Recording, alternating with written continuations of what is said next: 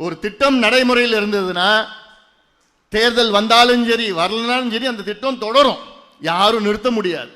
யாரும் கோர்ட்டுக்கு போக முடியாது. யாரும் கோர்ட்டுக்கு போறது கிடையாது. இப்படி ஒரு பொய்யை சொல்லி அடுத்த மாசம் கிடைக்காது அவங்களுக்கு. அதுவும் சொல்லிவிடுங்க பெண்கள் கிட்ட, ஏமா 5000 முடிஞ்சு போச்சு இல்லை, அடுத்த மாசம் 1000 ரூபாய் வராது, அடுத்த மாசம் 1000 ரூபாய் வராது, அதுக்கு அடுத்த மாசம் 1000 ரூபாய் வராது. அதுவும் கோடை காலத்தில் 2000 ரூபாய் முன்பணம் கொடுக்குறாங்களா? ஏன் போன வருஷம் கோடை வரலையா?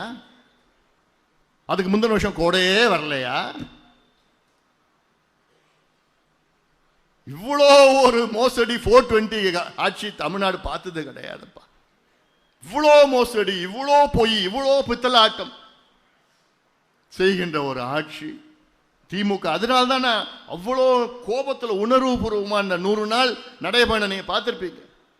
ஒவ்வொரு பகுதிக்காக நான் வந்தேன். நான் 38 மாவட்டத்தில் கிட்டத்தட்ட 34 மாவட்டத்துக்கு நான் போனேன். எதுக்கு போனேன்? மக்களை திரட்டி, மக்களுடைய உரிமைகள், பெண்களே எழுங்கள், வாருங்கள், போராடுங்கள், புரட்சி செய்யுங்கள், மாணவர்களை இளைஞர்களை புரட்சி செய்யுங்கள், வீதிக்கு வாருங்கள், இந்த கொடுங்கோல் ஆட்சியை எதிர்த்து புரட்சி செய்யுங்கள், மாணவர்களை இளைஞர்களை வாங்க.